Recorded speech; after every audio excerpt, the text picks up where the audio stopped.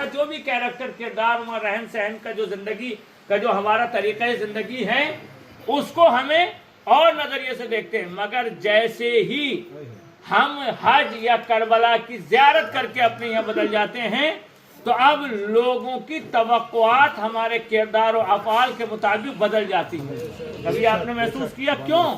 بھئی آدمی تو ہم وہی ہیں، انہی کے بھائی ہیں، انہی کی اولاد ہیں، انہی کے سماج کے معاشرے کے رہنے والے ہیں، وہیں کے ہیں نا، لیکن کربلا آنے سے پہلے توقعات و نظریات کچھ اور ہیں اور کربلا کے بعد کچھ اور ہیں۔ کیوں؟ عزیزان محترم، چونکہ اب جو ہم یہاں سے نسبت لے کر جا رہے ہیں، یہ سنیے گا، یعنی کربلائی ہونے کی نسبت ہم بھی لگاتے ہیں یہاں سے جانے کے بعد جب حج کراتے ہیں، الحاج حاجی یا کربلائی یا جو بھی جہاں کی وزارت کرتے ہیں، یہ ہم کس لیے لگاتے ہیں؟ اپنی عظمت کو بلند کرنے کے لیے لوگوں میں ایک ترے امتیاز کے طور پہ، ترے امتیاز، ایک تشخص، ایک پہچان مل جاتی ہے نا۔ ہم جب کربلا چلے جاتے ہیں، اظہر عباس کربلائی، فلاں کربلائی، کیوں؟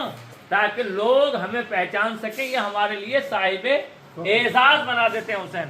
تو یاد رکھنا، کربلا آنے سے پہلے لوگوں کے ہمارے جو نظریات ہوتے ہیں ہمارے متعلق، وہ پہلے ہماری چھوٹی چھوٹی غلطیوں کو نظر انداز کرنے کے عادی ہوتے ہیں، اور ان کے ساتھ کوئی بات نہیں ہے، ہمارا ہی تو بھائی ہے، ہم جیسا ہی ہے، ہمارا ہی دوست ہے، ہمارے ساتھی۔ لیکن جیسے ہی جب ہم کربلا کی زیارت کر کے پلٹتے ہیں تو کیا ہوتا ہے؟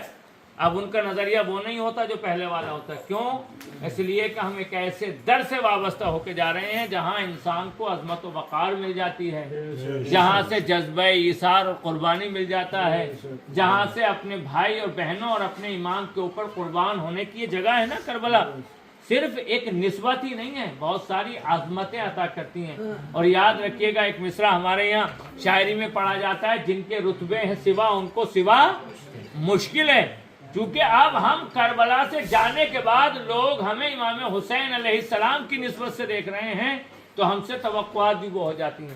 لہذا ہمیں یہ توفیق کی دعا پروردگار عالم اور امام حسین کی بارگاہ میں کرنا چاہیے کہ مولا، لوگوں کے جو نظریات یہاں سے جانے کے بعد ہمارے لیے قائم ہوئے ہیں، ان نظریات اور ان کے خیالات اور ان کی آرزو اور توقعات پہ ہم پورا اتر سکیں۔ الہی آمین۔ اور یہی ہمارے لیے سب سے بڑا رزق زیارت ہے، جو اکثر دعاؤں میں مانگتے ہیں، پروردگار ہمیں زیارت امام حسین علیہ السلام کا رزق عطا کر دے۔